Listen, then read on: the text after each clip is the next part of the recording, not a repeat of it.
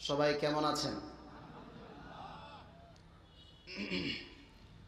আলহামদুলিল্লাহ আলহামদুলিল্লাহ নাহমাদুহু ওয়া নাস্তাঈনুহু ওয়া নাস্তাগফিরুহ ওয়া নু'মিনু বিহি ওয়া নাতাওয়াক্কালু আলাইহি ونعوذ بالله من شرور أنفسنا ومن سيئات أعمالنا من يهده الله فلا مضل له ومن يضلله فلا هادي له وأشهد أن لا إله إلا الله وحده لا شريك له وأشهد أن سيدنا وسندنا وحبيبنا وحبيب قلوبنا وطبيبنا وطبيب قلوبنا ومولانا محمد صلى الله تعالى عليه وعلى آله وأصحابه وبارك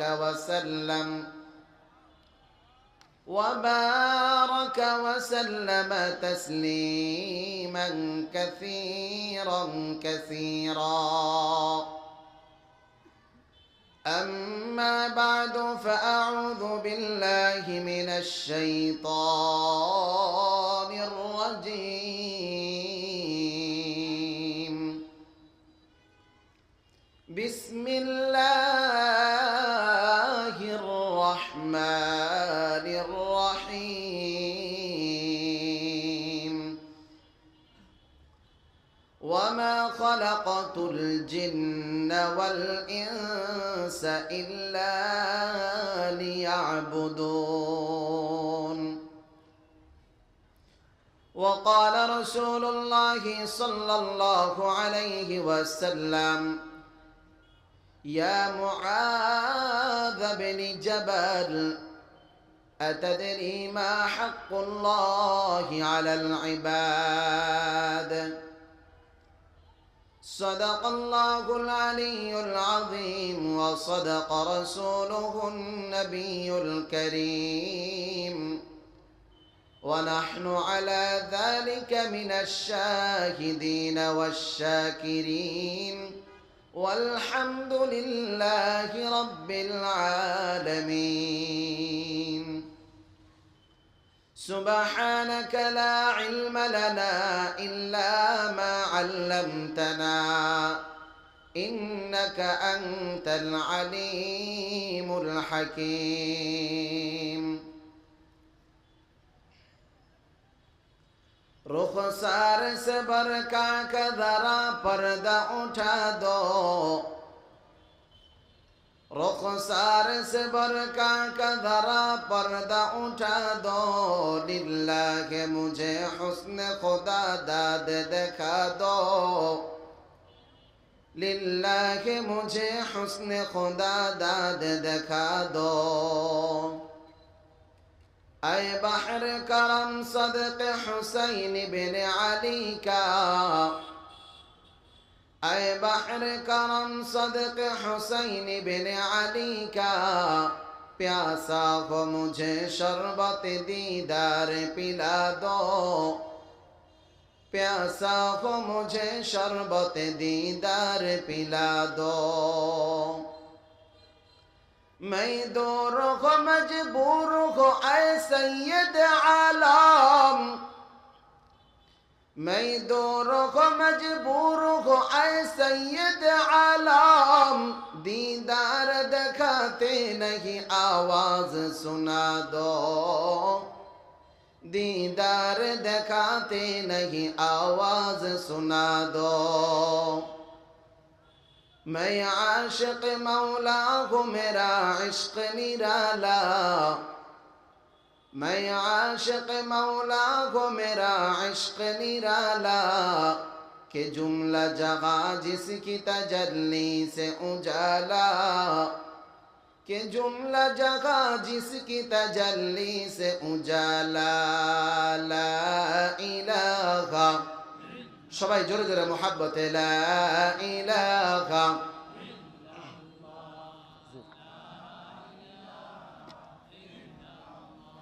পায়ের তলা তো কিছু নাই, কথা বলার মতো শক্তি পাবো কম। জোরে জোরে মোহাব্বতে। শুকরিয়া, জাযাকাল্লাহ, তো কষ্ট দিলাম। লা ইলাহা ইল্লাল্লাহ, লা ইলাহা। এই কালিমা মানবে যারা, দো জাহানে সফল তারা। ঠিক কিনা? এই কালিমা মানবে যারা, দো জাহানে সফল তারা। এই কালিমার রৌশনীতে, এই কালিমার রৌশনীতে কবর হবে উজালা, লা ইলাহা, লা ইলাহা ইল্লাল্লাহ, লা ইলাহা, লা ইলাহা, লা ইলাহা ইল্লাল্লাহ মুহাম্মাদুর রাসূলুল্লাহ সাল্লাল্লাহু আলাইহি ওয়াসাল্লাম।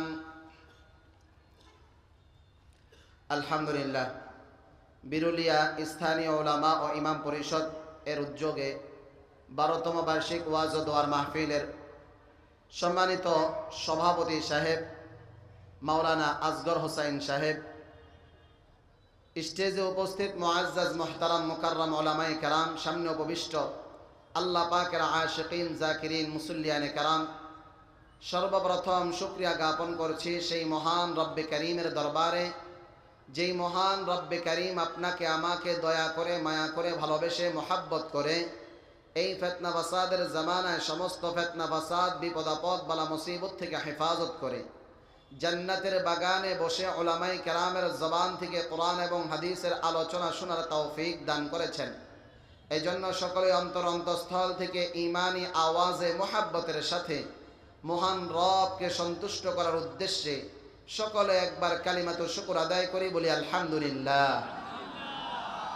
অতবার লক্ষ কোটি দুরূদ ও সালাম আকায়ে নামদার তাজদার মদিনা সৈয়দুল মুরসালিন খাতামুন নবিয়্যিন আশরাফুল আম্বিয়া মাহবুবে কিবরিয়া হযরত মুহাম্মদুর রাসূলুল্লাহ সাল্লাল্লাহু আলাইহি ওয়াসাল্লামের রওজা তাহারে সকলে একবার জবান খুলে পড়ি সাল্লাল্লাহু আলাইহি ওয়াসাল্লাম। সর্বপ্রথম আমি ক্ষমা চেয়ে নিচ্ছি স্টেজে যে সমস্ত উলামায়ে কেরামরা আছেন, আইম্মায়ে মাসাজিদরা আছেন, আপনাদের কাছে আমি ক্ষমা চাই। এই জন্যে ক্ষমা চাই কারণ স্টেজে ওঠার পরে সবার আগে আপনাদের সাথে সালাম এবং মুসাফা করার দরকার ছিল, ঠিক না বেঠিক? কিন্তু আমি কারোর সাথে সালাম মুসাফা কোনো কিছুই করি নাই। এই জন্যে করি নাই কারণ স্টেজে একজন বক্তার আলোচনা চলতেছিল, আমি যদি স্টেজে উঠে সবার সাথে সালাম মুসাফা করতে যেতাম তাহলে ওনার আলোচনায় ডিস্টার্ব হতো। এই জন্য আমি কারোর সাথে সালাম মুসাফা না করে চুপচাপ বসে গিয়েছি। এই জন্য আপনাদের সকলের কাছে আমি আন্তরিকভাবে ক্ষমা চাচ্ছি। আল্লাহ তাআলা আমাদের সবাইকে কবুল করুক, সকলেই বলি আমিন। সম্মানিত হাজরিন, সময় আমার একবারে সংক্ষিপ্ত। আপনারা যার অপেক্ষায় আছেন, কার অপেক্ষায় আছেন আপনারা? কথা বলে না, বলেন না, কার অপেক্ষায় আছেন? মুফতি আরিফ বিন হাবিব সাহেবের অপেক্ষায় আছেন। আলহামদুলিল্লাহ, হুজুর কথা দিয়েছেন আসবেন। হুজুর মিরপুর 1 নম্বরে আছেন, সেখান থেকে আলোচনা শেষ করে হুজুর এখানে চলে আসবেন। হুজুর আসার আগ পর্যন্ত যতক্ষণ আমি আপনাদের সামনে বসা থাকবো, দয়া করে কেউ গেটের দিকে তাকাবেন না। রাজি আছেন তো ইনশাআল্লাহ? একটু আওয়াজ দিয়ে বলেন, রাজি আছেন তো ইনশাআল্লাহ? কারণ আমি আলোচনা করতেছি, কিন্তু আপনি আমার আলোচনা না শুনে বারবার আরেক দিকে তাকান, তাহলে আমার মনে হবে যে আপনি মনে হয় আমার আলোচনায় সন্তুষ্ট না, বা আমার আলোচনা মনোযোগ দিয়ে শুনতেছেন না। তো হুজুর আসবে ইনশাআল্লাহ, কথা হয়েছে, সময় মতো হুজুর চলে আসবে। আমরা যতক্ষণ এখানে থাকব মনোযোগ দিয়ে সবাই সামনের দিকে তাকিয়ে থাকব। আল্লাহ তাআলা আমল করার তৌফিক দান করুক, সবাই বলি আমিন। সম্মানিত হাজরিন, আল্লাহ রাব্বুল আলামিন আপনাকে আমাকে এত সুন্দর একটা জান্নাতের বাগানে বসার তৌফিক দান করেছেন। এতে আপনারা খুশি না বেজার? আওয়াজ দিয়ে বলেন না, খুশি না বেজার? কেমন জান্নাতের বাগান? তিরমিজি শরীফের 3600 নম্বর হাদিস। আইম্মে কেরামের পরিষদ, স্থানীয় ওলামা ও ইমাম পরিষদের উদ্যোগে মাহফিল। কাজেই স্টেজে বসে বানোয়াট কিচ্ছা কাহিনী বলার কোনো সুযোগ আছে? বলবো, সাথে সাথে একজন ইমাম সাহেব বলবে, হুজুর আপনি এটা কি বললেন, এটা তো কোরআন হাদিসের কোথাও নাই। ঠিক না বে ঠিক? এই জন্য যা কিছু বলবো একটু মনোযোগ দিয়ে শুনবেন ইনশাআল্লাহ। এটা যে জান্নাতের বাগান এতে কোনো সন্দেহ নাই। কেন সন্দেহ নাই? তিরমিজি শরীফের 3600 নম্বর হাদিস। হাদিসের রেফারেন্স সহ, ইবারত সহ আমার পরের বক্তার থেকে আপনারা খুব সুন্দর শুনবেন। আল্লাহ তাআলা ওনাকে মেধা দিয়েছেন, মুখস্থ করার মতো শক্তি দিয়েছেন। আল্লাহ তাআলা তার হায়াতকে আর অনেক দীর্ঘায়ু করুক, সকলেই বলি আমিন। তিরমিজি শরীফের 3600 নম্বর হাদিস। নবী পাক সাল্লাল্লাহু আলাইহি ওয়াসাল্লাম বলেন, দুনিয়ার জমিনে কোথাও যখন কোনো কোরআনের মজলিস হয়, আল্লাহ রাসূলের আলোচনার মজলিস হয়, আমরা দুনিয়া থেকে আসি, আল্লাহ পাক দেখেন কি দেখেন না? আল্লাহ পাক শুনেন কি শুনেন না? তারপরেও আল্লাহ পাক ফেরেশতাদেরকে জিজ্ঞাসা করেন, ফেরেশতারা তোমরা কাদেরকে রহমতের ছায়া দিতেছো? কেন জিজ্ঞাসা করেন? কারণ ফেরেশতাদের জবানে বান্দার প্রশংসা শুনতে আমার আল্লাহর কাছে ভালো লাগে। বলেন না সুবহানাল্লাহ। আমার আল্লাহ রব্বুল আলামিন ফেরেশতাদেরকে জিজ্ঞাসা করে, ফেরেশতারা তোমরা কাদেরকে রহমতের ছায়া দিতেছো, কাদেরকে রহমত দ্বারা বেষ্টন করে আছো? ফেরেশতারা বলে, আল্লাহ, আকরান হাই স্কুল মাঠে আপনার বান্দারা বসে বসে আপনার প্রশংসা করতেছে, আপনার বান্দারা বসে বসে আপনার গুণগান গাইতেছে, আমরা তাদেরকে রহমতের ছায়া দিতেছি। আমার আল্লাহ রাব্বুল আলামিন ফেরেশতাদেরকে জিজ্ঞাসা করেন, ফেরেশতারা আমার বান্দারা আমার প্রশংসা করে, আমার বান্দারা আমার তাসবিহ পাঠ করে, আমার বান্দারা কি আমাকে দেখেছে? ফেরেশতারা বলে, না আল্লাহ, আপনার বান্দারা আপনাকে দেখে নাই, তারা উলামায়ে কেরামের জবান থেকে শুনে শুনে আপনার প্রশংসা করে। আমার আল্লাহ রাব্বুল আলামিন ফেরেশতাদেরকে ডাক দিয়া বলে, ফেরেশতারা আমার বান্দারা আমাকে না দেখেও আমার প্রশংসা করে, আমার বান্দারা আমাকে না দেখেও আমার গুণগান গায়, আমার বান্দারা কি চায়? ফেরেশতারা বলে, আল্লাহ, আপনার বান্দারা জান্নাত চায়, জাহান্নাম থেকে মুক্তি চায়, আমরা চাই কি চাই না? আমার আল্লাহ রাব্বুল আলামিন ফেরেশতাদেরকে বলেন, ফেরেশতারা আমার বান্দারা আমাকে না দেখেও আমার প্রশংসা করে, আমার বান্দারা আমাকে না দেখেও আমার তাসবিহ পাঠ করে, আমার বান্দারা কি চায়? ফেরেশতারা বলে, আল্লাহ, আপনার বান্দারা জান্নাত চায়, জাহান্নাম থেকে মুক্তি চায়। আমার আল্লাহ রাব্বুল আলামিন ডাক দিয়া বলে, ফেরেশতারা আমার বান্দারা কি আমার জান্নাত দেখেছে? ফেরেশতারা বলে, না আল্লাহ, আপনার বান্দারা আপনার জান্নাত দেখে নাই। আমার আল্লাহ ডাক দিয়া বলে, ফেরেশতারা আমার বান্দারা যদি আমার জান্নাত দেখতো তাহলে তারা কি করতো? ফেরেশতারা বলে, আল্লাহ, তারা যদি আপনার জান্নাত দেখতো তাহলে তারা জান্নাত আরো অনেক বেশি করে চাইতো। আমার আল্লাহ ডাক দিয়া বলে, ফেরেশতারা আমার বান্দারা জাহান্নাম থেকে মুক্তি চায়, আমার বান্দারা কি আমার জাহান্নাম দেখেছে? ফেরেশতারা বলে, না আল্লাহ, আপনার বান্দারা আপনার জাহান্নাম দেখে নাই। আমার আল্লাহ ডাক দিয়া বলে, ফেরেশতারা আমার বান্দারা যদি আমার জাহান্নাম দেখতো তাহলে তারা কি করতো? ফেরেশতারা বলে, আল্লাহ, আপনার বান্দারা যদি আপনার জাহান্নাম দেখতো তাহলে তারা জাহান্নাম থেকে আরো অনেক বেশি করে মুক্তি চাইতো। আমার আল্লাহ রাব্বুল আলামিন ফেরেশতাদেরকে ডাক দিয়া বলে, ফেরেশতারা ওয়াল্লাহি ইন্নী উশহিদুকুম আন্নী ক্বাদ গফারতু লাকুম, আমার জবানের কথা নয়, আমার নবী হাদিসের মধ্যে বলেন, তিরমিজি শরীফের 3600 নম্বর হাদিস, আমার আল্লাহ রাব্বুল আলামিন ফেরেশতাদেরকে বলে, ওয়াল্লাহি ইন্নী উশহিদুকুম আন্নী ক্বাদ গফারতু লাকুম। ও আমার রহমতের ফেরেশতারা,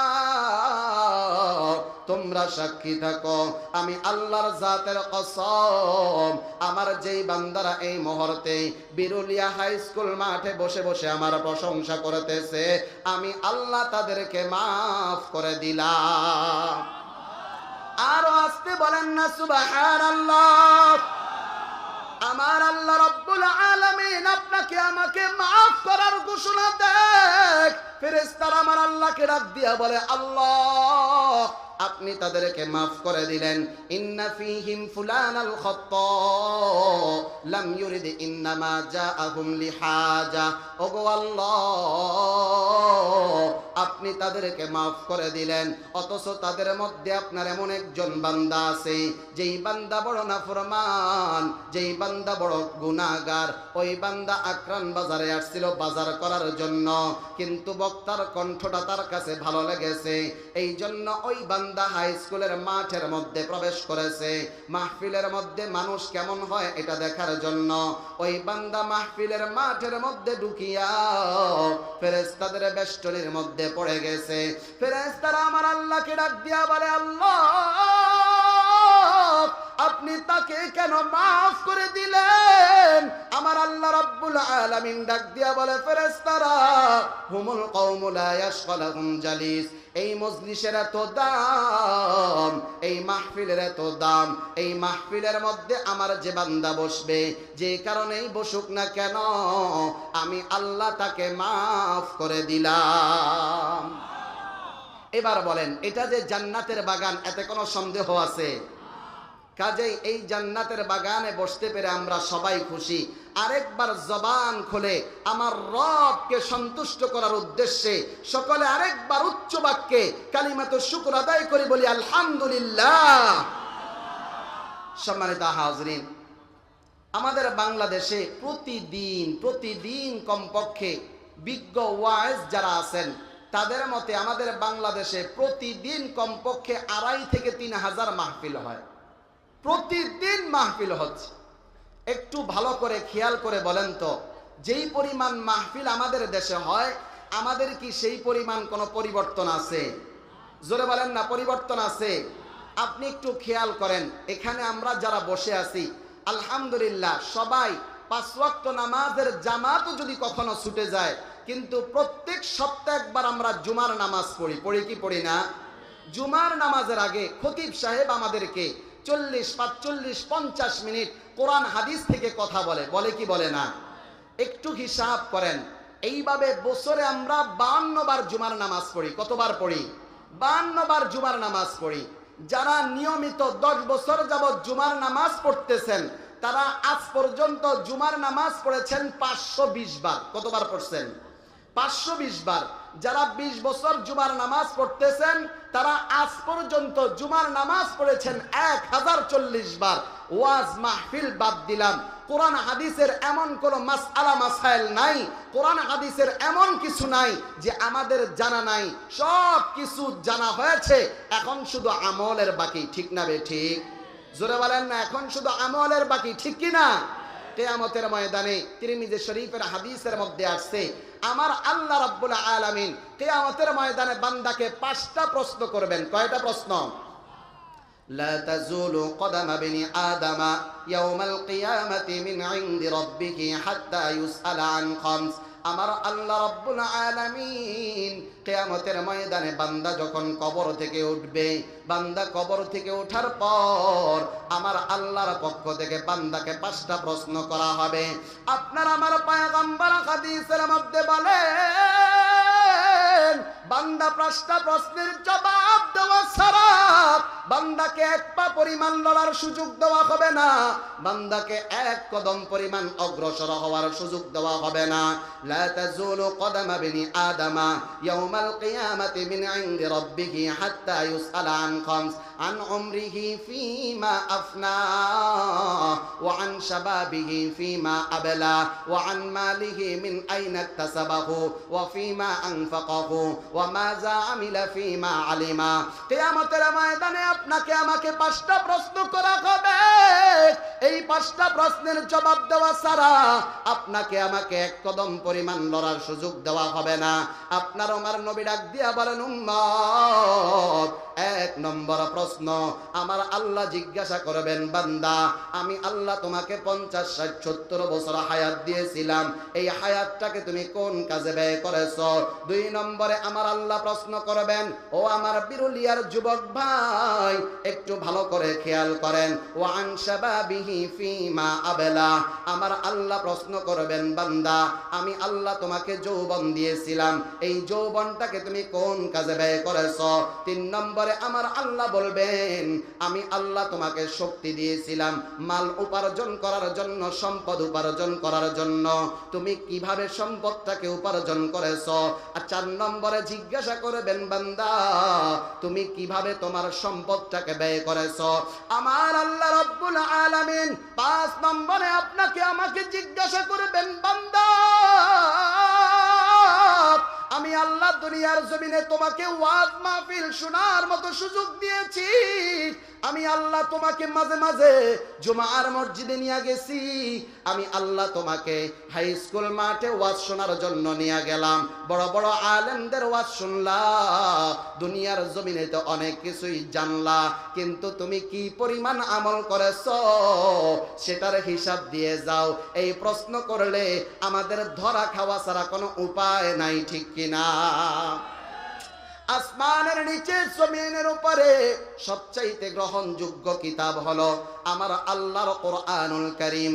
2 নম্বরে বলা হয় সবচাইতে গ্রহণযোগ্য কিতাব হলো বুখারী শরীফ, যার ব্যাপারে মুহাদ্দিসিনে কেরাম বলেন আসাহুল কুতুবি বা'দা কিতাবিল্লাহি তাআলা as-সহিহুল বুখারী।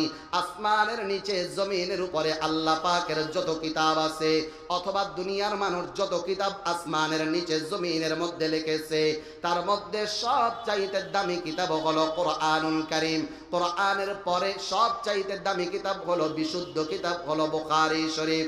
বুখারী শরীফ লিখেছেন ইসমাইল বুখারী রাহমাতুল্লাহি আলাইহি। তার এক ওস্তাদের নাম হলো শুবা বিন হাজ্জাজ, বড় একজন মুহাদ্দিস, জগৎ বিখ্যাত একজন আলেম। রাশিয়ার রাস্তা দিয়া যায়, মানুষ যখন শুনতে পেরেছে জগৎ বিখ্যাত একজন মুহাদ্দিস গ্রামের রাস্তা দিয়া যায়, মানুষ শুবাকে দেখার জন্য রাস্তার মধ্যে ভিড় করতেছে,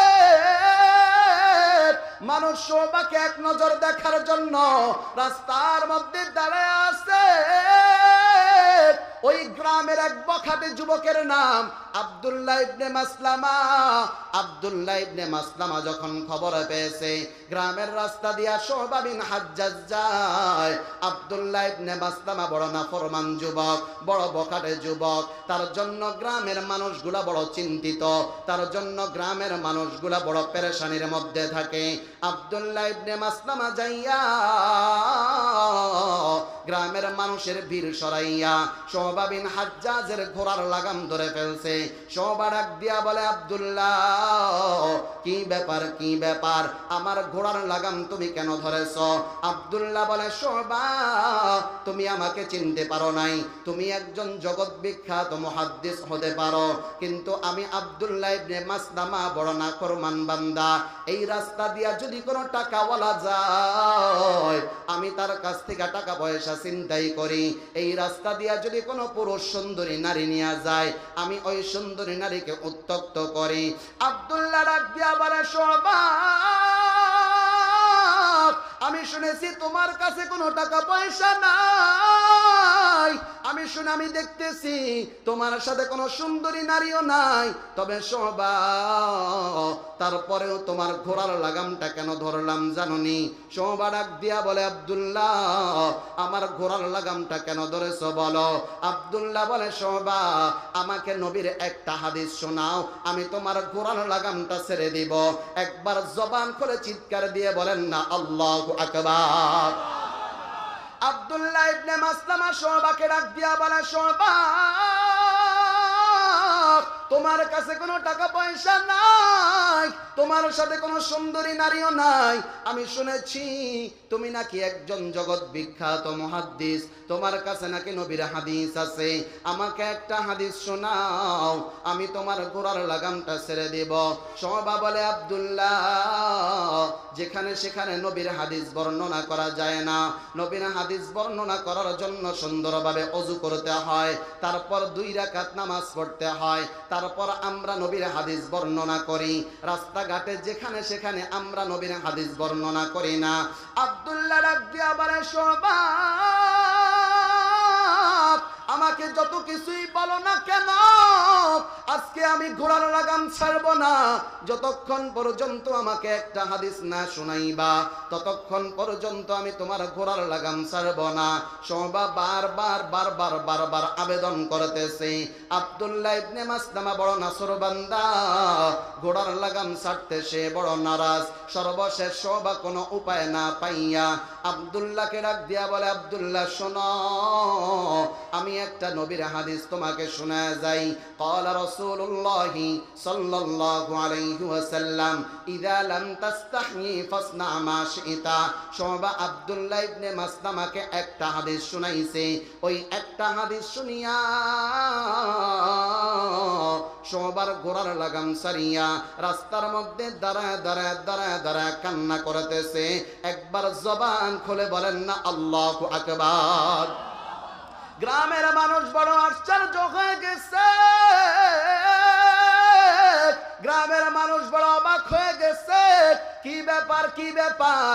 আব্দুল্লাহ ইবনে মাসলামার জন্য এই গ্রামে এমন কেউ নাই চোখের পানি ফালায় নাই। এই গ্রামের প্রতিটা মানুষ আব্দুল্লাহ ইবনে মাসলামার জন্য বড় চিন্তিত। আব্দুল্লাহ ইবনে মাসলামার জন্য তো কোনো মানুষ চিন্তিত নাই এমন নাই। আজকে আব্দুল্লাহ ইবনে মাসলামাকে আমরা সারা জীবন কোনো কান্না করতে দেখলাম না। আজকে কেন আব্দুল্লাহ ইবনে মাসলামা কান্না করতেছে? গ্রামের মানুষ ডাক দিয়া বলে, আব্দুল্লাহ, শোবা কি তোমাকে মেরেছে? বলে, না, শোবা আমাকে মারে নাই। শোবা তোমাকে গালি দিয়েছে? বলে, না, শোবা আমাকে গালিও দেয় নাই। শোবা তোমাকে কষ্ট দিয়েছে? বলে, না, শোবা আমাকে কষ্ট দেয় নাই। গ্রামের মানুষ ডাক দিয়া বলে, আব্দুল্লাহ, শোবা তোমাকে মারেও নাই, শোবা তোমাকে গালিও দেয় নাই, তোমাকে কষ্ট দেয় নাই, তারপরেও তুমি রাস্তার মধ্যে দাঁড়ায় কেন কান্না করতেছ?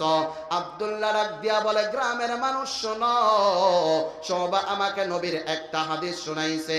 আমি সারা জীবন আমার মন চাকি জিন্দেগি কাটাইছি, আমার যখন যা মনে চেয়েছে তাই আমি করেছি।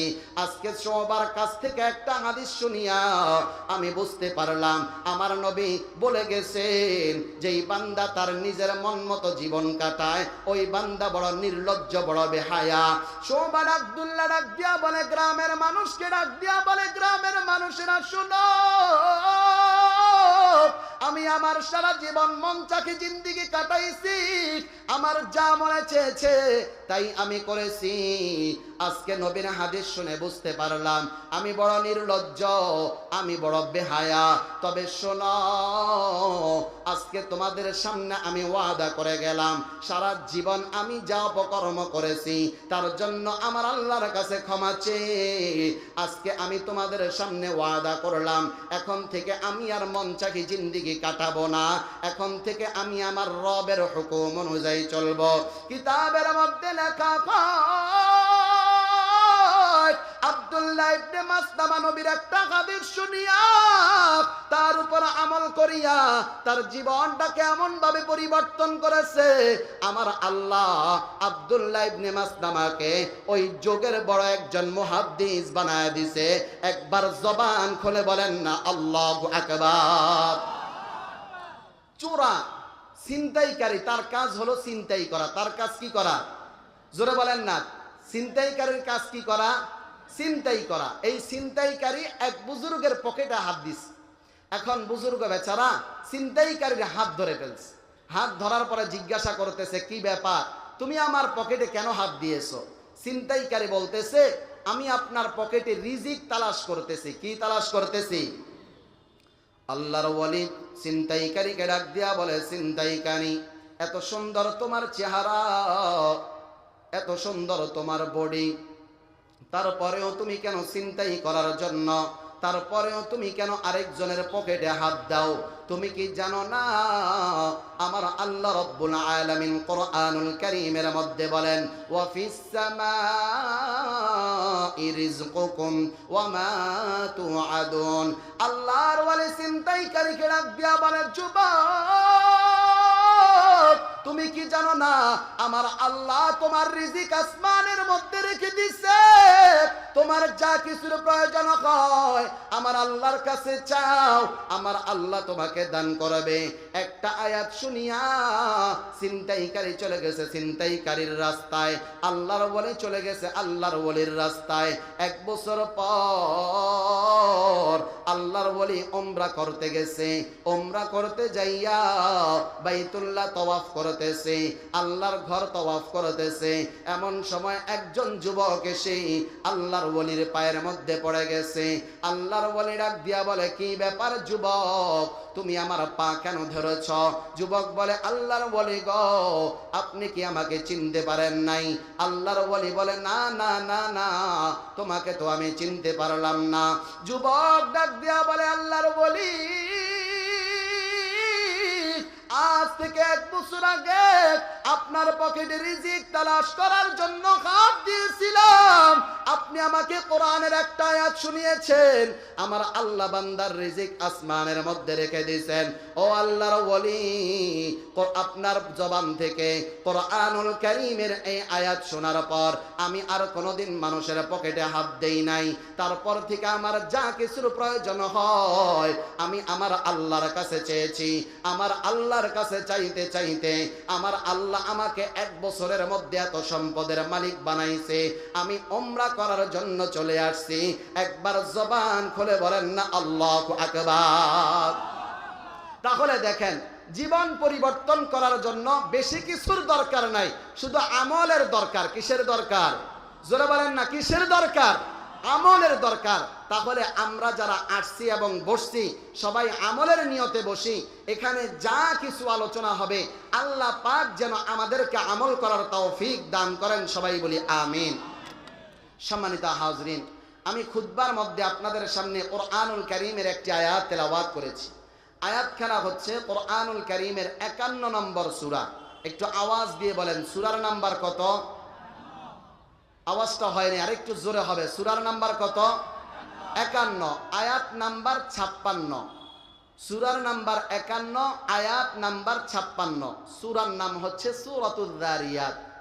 এই সূরার 56 নম্বর আয়াতে আমার আল্লাহ তাআলা বলেন, খালাকাতুল জিন্না ওয়াল ইনসা ইল্লা লিয়াবুদুন। আমার আল্লাহ এই সূরার মধ্যে, এই আয়াতের মধ্যে বলতেছেন যে আমি আল্লাহ জিন জাতি আর মানব জাতিকে সৃষ্টি করেছি একমাত্র কার ইবাদতের জন্য? আরেকটু আওয়াজ দিয়ে, কার ইবাদতের জন্য? আল্লাহর ইবাদতের জন্য। তাহলে পরিষ্কার ভাবে বোঝা গেল আল্লাহ পাক আপনাকে আমাকে সৃষ্টি করেছেন আল্লাহর ইবাদতের জন্য। কার ইবাদতের জন্য?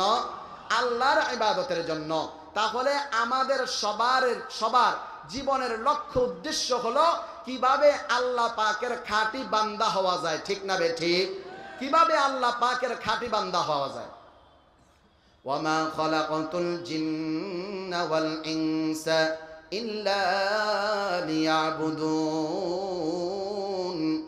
ও বেরুলিয়ার মুসলমান, আমার আল্লাহ রাব্বুল আলামিন কোরআনুল কারীমের 51 নম্বর সূরা, সূরাতুয যারিয়াতের 56 নম্বর আয়াত, আমার আল্লাহ রাব্বুল আলামিন বলেন, আমি আল্লাহ জিন জাতি আর মানব জাতিকে সৃষ্টি করেছি একমাত্র আমার ইবাদতের জন্য। আমাকে আপনাকে আমার আল্লাহ সৃষ্টি করেছেন একমাত্র আল্লাহর ইবাদতের জন্য। কাজেই আপনার আমার জীবনের একমাত্র লক্ষ্য উদ্দেশ্য হলো কিভাবে আল্লাহ পাকের খাঁটি বান্দা হওয়া যায়। ও বিনুনিয়ার মুসলমান, আল্লাহ পাকের খাঁটি বান্দা যদি আমরা হতে চাই আমাদেরকে 2টা কাজ করতে হবে। আওয়াজ দিয়ে বলেন কয়টা? আরো জোরে। এতগুলো মানুষের আওয়াজ এত আস্তে হওয়ার কথা নয়, আরেকবার জবান খুলে বলেন কয়টা? অবিরুলিয়ার মুসলমান, আমি আর আপনি যদি আল্লাহ পাকের খাঁটি বান্দা হতে চাই, আমি আর আপনি যদি আল্লাহ পাকের ইবাদত সঠিকভাবে করতে চাই, আপনাকে আমাকে দুইটা কাজ করতে হবে। এক নম্বর, আমার আল্লাহর হক আদায় করতে হবে। দুই নম্বরে বান্দার হক আদায় করতে হবে। দুইটা কাজ, একটা কাজ হলো আল্লাহর হক আদায় করা, আর একটা কাজ হলো বান্দার হক আদায় করা। আমি আল্লাহ পাকের হক আদায় করলাম, মসজিদের সামনের কাতারে নামাজ পড়লাম, সেজদা দিতে দিতে দিতে দিতে আমার কপালের চামড়া কালো হয়ে গেছে। মসজিদ থেকে বের হইয়া মানুষের সাথে খারাপ আচরণ করলাম। এইভাবে যত ইবাদত করি না কেন, আমি আর আপনি আল্লাহ পাকের খাঁটি বান্দা হতে পারবো না, ঠিক কিনা? আমি আর আপনি মানুষের সাথে বড় ভালো ব্যবহার করলাম, গ্রামের মানুষ আমাকে বড় ভালো জানে, আমি গ্রামের মুরব্বীদের সাথে ভালো আচরণ করি, গ্রামের যুবক গ্রামের কিশোরদের সাথে আমি বড় ভালো আচরণ করি, মানুষ আমাকে বড় ভালো জানে, কিন্তু আমি মসজিদে যাই না, বান্দার হক আদায় করি কিন্তু আল্লাহর হক আদায় করি না। এইভাবে মানুষের হক যতই আদায় করি না কেন, আল্লাহ পাকের খাঁটি বান্দা হতে পারবো না, ঠিক কিনা? আমি আর আপনি যদি আল্লাহ পাকের খাঁটি বান্দা হতে চাই, আপনাকে আমাকে দুইটা কাজ করতে হবে। এক নম্বরে আমার আল্লাহর হক আদায় করতে হবে, দুই নম্বরে বান্দার হক আদায় করতে হবে। আল্লাহর হক কি কি? চলে যান বুখারী শরীফের ৭৩৭৩ অর্থাৎ ৭৩৭৩ নম্বর হাদিস। আপনার আমার পয়গম্বর তার প্রিয় সাহাবী হযরত মুআয বিন জাবালকে ডেকে বলেন, ইয়া মুআয বিন জাবাল আতাদরি মা হাক্কুল্লাহি আলাল ইবাদ। নবীজি আমার মুআয বিন জাবালকে ডাক দিয়া বলেন, মুআয, তুমি কি জানো বান্দার উপর আল্লাহ তাআলার কি কি হক আছে? হযরত মুআয বিন জাবাল বলেন, আল্লাহু ওয়া রাসূলুহু আলাম, আল্লাহ আল্লাহর রাসূল ভালো জানেন। অর্থাৎ হযরত মুআয বলতেছেন, ইয়া রাসূলুল্লাহ, আল্লাহর হক কি কি আমার জানা নাই। নবীজি আমার ডাক দিয়া বলেন, মুআয, বান্দার উপর আল্লাহ তাআলার দুইটা হক আছে। জোরে বলেন, কয়টা? আরো জোরে। ও বিরুলিয়ার মুসলমান, আমি আর আপনি আল্লাহ পাকের খাঁটি বান্দা হতে চাই, আমি আর আপনি যদি আল্লাহ পাকের খাঁটি বান্দা হতে চাই, আপনাকে আমাকে দুইটা কাজ করতে হবে। কথাগুলা বারবার এই জন্য বলতেছি যেন কথাগুলা আপনাদের মনে থাকে, আর কথাগুলা যদি মনে থাকে তাহলে আপনাদের আমল করতে সহজ হবে। আমি আর আপনি যদি আল্লাহ পাকের খাঁটি বান্দা হতে চাই, আপনাকে আমাকে দুইটা কাজ করতে হবে। এক নম্বরে আমার আল্লাহর হক আদায় করতে হবে, দুই নম্বরে বান্দার হক আদায় করতে হবে। আল্লাহর হক হলো দুইটা। বুখারী শরীফের ৭৩৭৩ অর্থাৎ ৭৩৭৩ নম্বর হাদিস। আপনার আমার পয়গম্বর মুআয বিন জাবালকে ডাক দিয়া বলেন, মুআয, তুমি কি জানো বান্দার উপর আল্লাহ তাআলার কি কি হক আছে? হযরত মুআয বিন জাবাল বলেন, আল্লাহু ওয়া রাসূলুহু আলাম। নবীজি আমার ডাক দিয়া বলেন, মুআয, বান্দার উপর আল্লাহ তাআলার দুইটা হক আছে। জোরে বলেন, কয়টা? আরো জোরে। জোর হয় না। নির্বাচনের জন্য বারবার প্রধান উপদেষ্টাকে বলা হচ্ছে, কেন নির্বাচন দেয় না, কেন নির্বাচন দেয় না? নির্বাচনটা যদি দিয়া দেয়, আপনাকে আমাকে এক কাপ চা খাওয়াইয়া, একটা তেনাইন্না টুস বিস্কুট খাওয়াইয়া আপনাকে আমাকে মিছিলে নামায়া দিবে। আপনার আমার আওয়াজে বিরুলিয়াটা গরম হয়ে যাবে, ঠিক কিনা? নবীজি আমার মুআয বিন জাবালকে ডাক দিয়া বলেন, মুআয, বান্দার উপর আল্লাহ তাআলার দুইটা হক। এক নম্বর হক আইয়াবুদু, বান্দা যত ইবাদত করবে সব করবে আমার আল্লাহর জন্য। বান্দা নামাজ পড়বে আমার আল্লাহর জন্য, বান্দা হজ করবে আমার আল্লাহর জন্য, বান্দা রোজা রাখবে আমার আল্লাহর জন্য। সামনে রমজান মাস আসতেছে, আপনার আমার ঘরের দরজায় রমজান করাঘাত করতেছে। ও বিরুলিয়ার মুসলমান গো, রমজান সম্পর্কে বেশি কিছু বলবো না, তবে আপনাদেরকে একটা হাদিস শোনাই শোনা যায় আপনার আমার নবীর পায়ক আপনার আমার নবীর সাহাবী হযরত কাআব ইবনে উজরা রাদিয়াল্লাহু তাআলা আনহু বলেন প্রসিদ্ধ হাদিস আপনারা হয়তো শুনেছেন আপনার আমার নবী জুমার মিম্বারে ওঠার সময় মিম্বারের প্রথম সিঁড়িতে পা রেখে বললেন আমিন, দ্বিতীয় সিঁড়িতেও পা রেখে বললেন আমিন, তৃতীয় সিঁড়িতেও পা রেখে বললেন আমিন। সাহাবায়ে কেরাম আপনার আমার নবীকে ডাক দিয়া বলে ইয়া রাসূলুল্লাহ আপনাকে তো কোনোদিন এইভাবে জুমার মিম্বারের সিঁড়িতে পা রেখে আমিন বলতে শুনলাম না, কিন্তু পয়গম্বর গো আজকে আপনি কেন জুমার মিম্বারের প্রত্যেকটা সিঁড়িতে পা রেখে আমিন বললেন? নবীজি আমার সাহাবীদেরকে ডাক দিয়া বলে সাহাবীরা শোনো, আজকে আমি যখন জুমার মিম্বারে উঠব আমার আল্লাহ রাব্বুল আলামিন ফেরেশতাদের সরদার হযরত জিবরাইলকে পাঠায় দিয়েছে। হযরত জিবরাইল বদদুয়া করেছে, আপনার আমার নবী আমিন আমিন বলেছে। এই বদদুয়া কবুল হওয়ার ব্যাপারে কোনো সন্দেহ থাকতে পারে না, ঠিক কিনা? নবীজি আমার সাহাবীদেরকে ডাক দিয়া বলে সাহাবীরা শোনো, জিবরাইল আমার কাছে আসিয়া তিন ব্যক্তির নামে বদদুয়া করেছে। এক নাম্বার জিবরাইল বলে ইয়া রাসূলুল্লাহ ধ্বংস হোক আপনার ওই উম্মত যে উম্মত তার মা বাবাকে জীবিত পাইল কিন্তু মা বাবার খেদমত করে খুশি করতে পারলো না। আপনার আমার নবী বললেন আমিন। জিবরাইল ডাক দিয়া বলে ইয়া রাসূলুল্লাহ দুই নম্বর কথা ধ্বংস হোক আপনার ওই উম্মত যে উম্মত আপনার নাম শুনিয়াও আপনার উপর দুরূদ পড়লো না। আপনার আমার নবী বললেন আমিন। জিবরাইল ডাক দিয়া বলে ইয়া রাসূলুল্লাহ ধ্বংস হোক আপনার ওই উম্মত যেই উম্মত রমজান মাস পাইল কিন্তু নিজের জীবনের গুনাহ খাতা মাফ করাইতে পারলো না। আপনার আমার নবী বললেন আমিন। অবিরুলিয়ার মুসলমান ভাই গো, এই জন্য রমজান মাস আসলে আমার আল্লাহর কুদরতি পায়ে পড়িয়া যেভাবেই হোক গুনাহগুলা মাফ করায় নিব। রাজি আছি তো? আওয়াজ দিয়ে বলি ইনশাআল্লাহ। নবীজি আমার মুআজ ইবনে জাবালকে ডাক দিয়া বলেন মুআজ তুমি কি জানো বান্দার উপর আল্লাহ তাআলার কি কি হক আছে? হযরত মুআজ ইবনে জাবাল বলেন আল্লাহু ওয়া রাসূলুহু আলাম। নবীজি আমার ডাক দিয়া বলে মুআজ বান্দার উপর আল্লাহ তাআলার দুইটা হক। এক নম্বর বান্দা যত ইবাদত করবে আমার আল্লাহর জন্য করবে। দুই নম্বর হক বান্দা আমার আল্লাহর ইবাদতের মধ্যে কোনো শিরিক করতে পারবে না। বান্দা আমার আল্লাহর সাথে অন্য কাউকে অংশীদার মানতে পারবে না, অন্য কাউকে বান্দা অংশীদার সাব্যস্ত করতে পারবে না। অবিরুলিয়ার মুসলমান আমি আর আপনি আল্লাহ পাকের খাঁটি বান্দা হতে চাই। আমি আর আপনি যদি আল্লাহ পাকের খাঁটি বান্দা হতে চাই আপনাকে আমাকে দুইটা কাজ করতে হবে। এক নম্বর আমার আল্লাহর হক আদায় করতে হবে, দুই নম্বরে বান্দার হক আদায় করতে হবে। আল্লাহর হক হলো দুইটা, বুখারী শরীফের ৭৩৭৩ নম্বর হাদিস।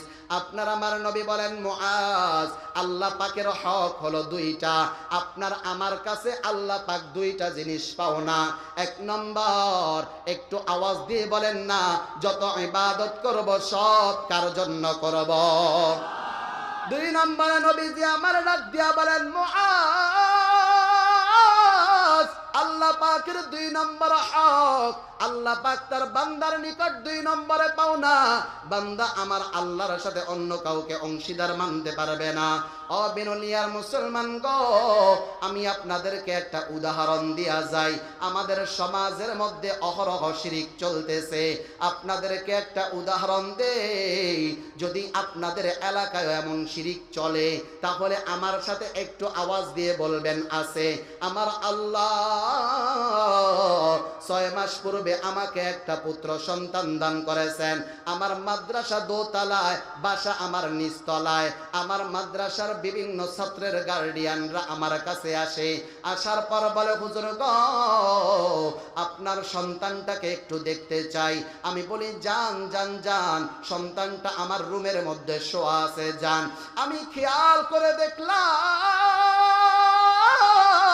আমার ছাত্রের গার্ডিয়ান সন্তানের রুমের দিকে না যাইয়া তারা আমার পাকঘরের দিকে যায়, তারা আমার পাকঘরের দিকে যাইয়া আগুনের চুলার উপর আগুন জ্বলতে থাকে। এই আগুনের উপর হাত বুলাইয়া হাতটাকে শরীরের মধ্যে বুলায়। আমি ডাক দিয়া বললাম, কি ব্যাপার, আপনি আমার সন্তানের কাছে না যাইয়া আপনি আগুনের কাছে কেন গেলেন? আমাকে বলে, হুজুর গো, বাহির থেকে হেঁটে এসেছি, শরীরের মধ্যে অনেক খারাপ আছে, এই খারাপই দূর করার জন্য আগুনের ছোঁয়া লাগায় নিলাম।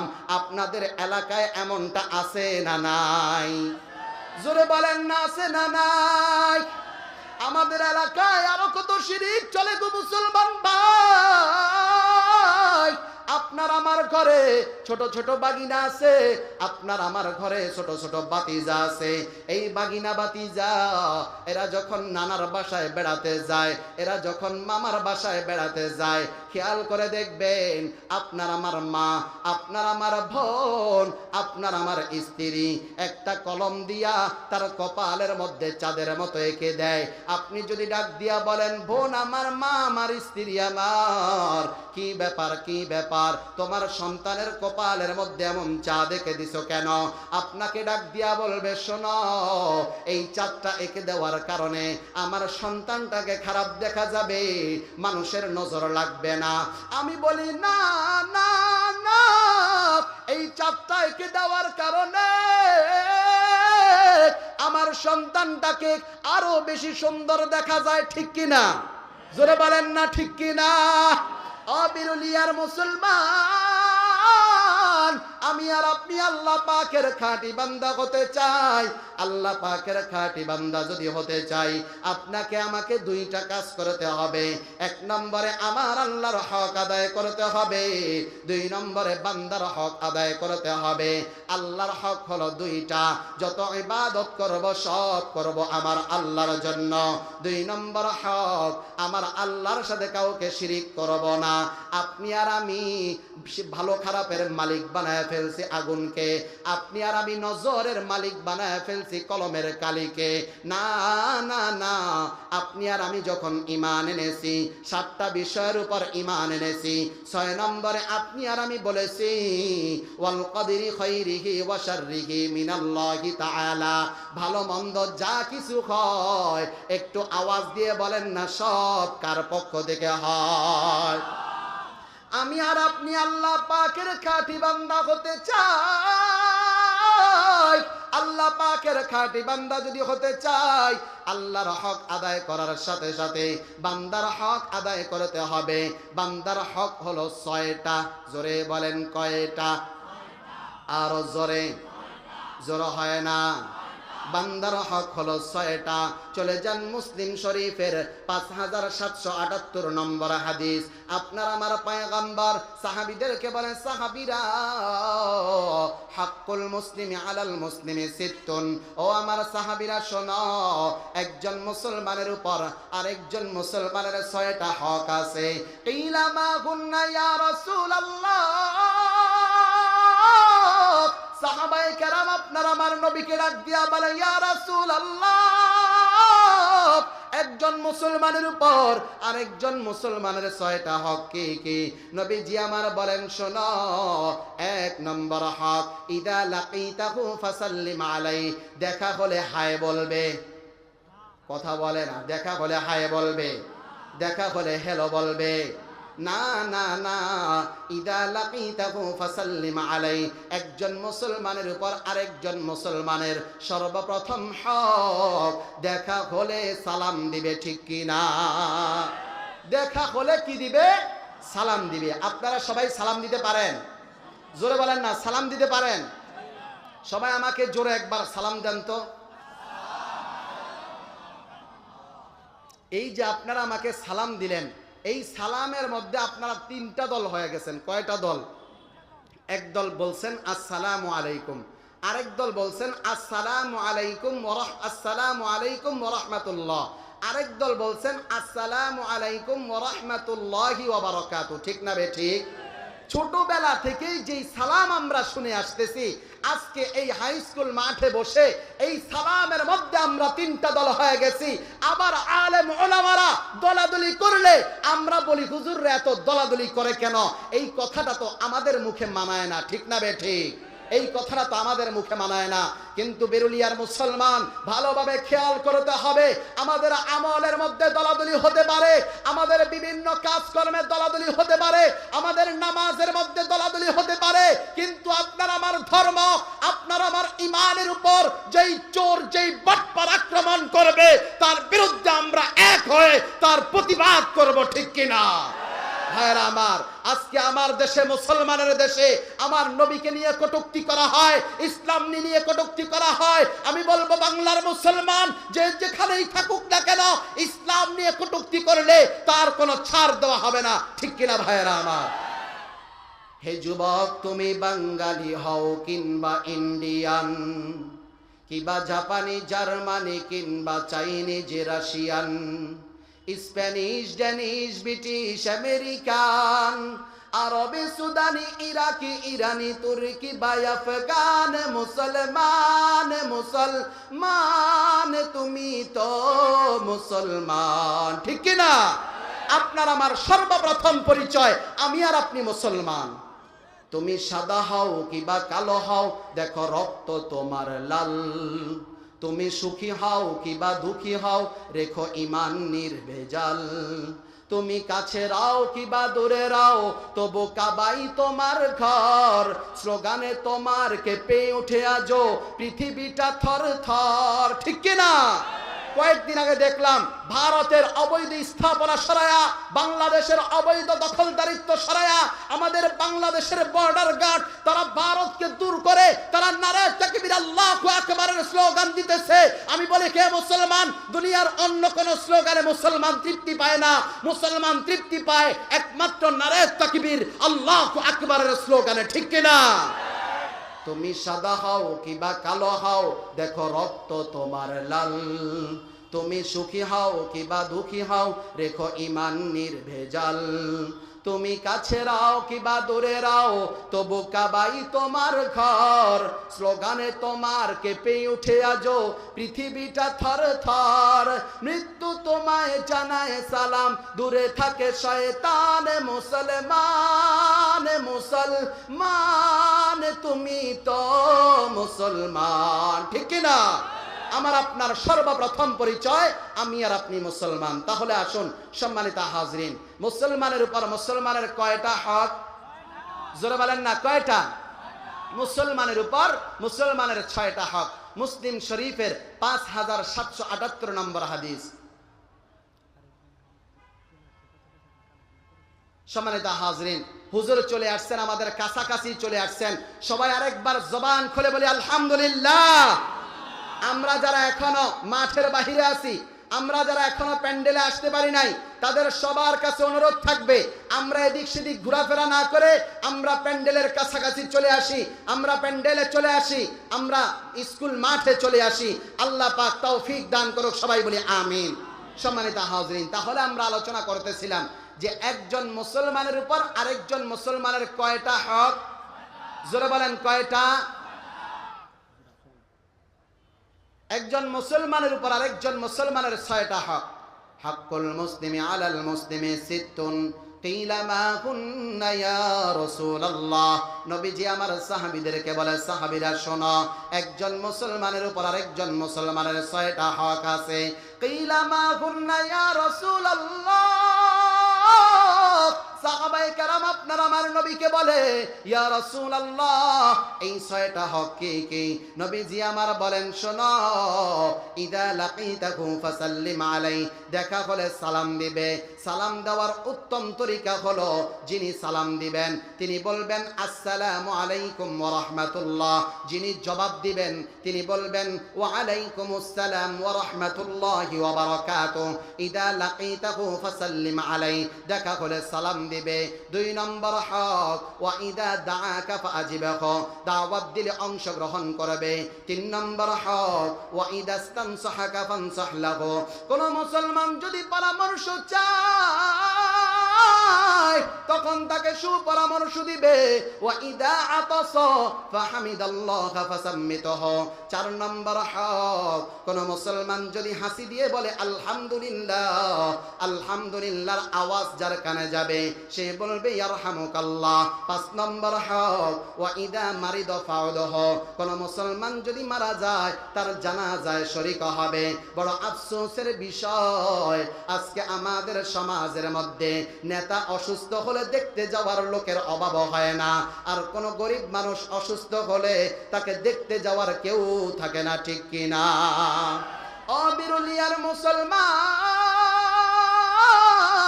আমি আর আপনি আল্লাহ পাকের খাঁটি বান্দা হতে চাই।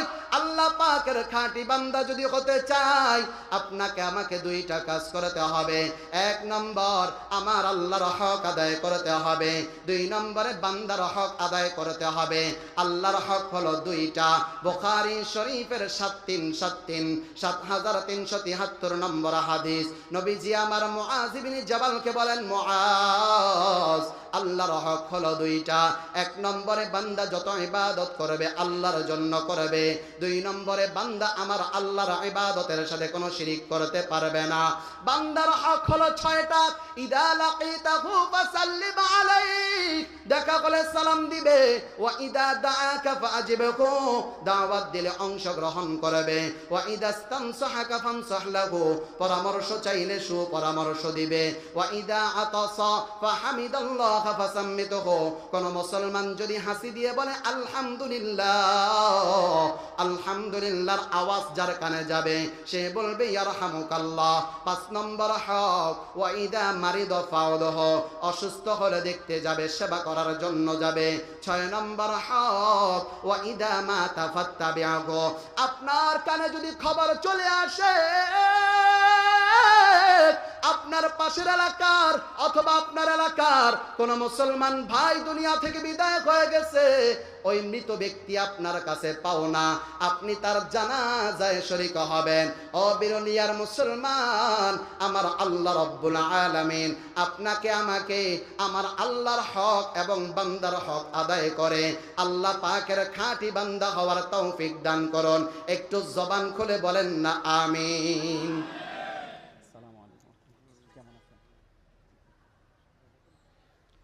সম্মানিত হাজিরিন, হুজুর চলে আসছে। আল্লাহ তাআলা হুজুরকে সুস্থতার সাথে এনেছেন, এই জন্য সকলেই বলি আলহামদুলিল্লাহ। আল্লাহ তাআলা হুজুরের হায়াতের মধ্যে বরকত দান করুন, সবাই বলি আমিন। আল্লাহ তাআলা হুজুরের দ্বারা আমাদের দেশে ইসলামের খেদমত আরো বেশি বেশি করার তৌফিক দান করুন, সবাই বলি আমিন। সম্মানিত হাজিরিন।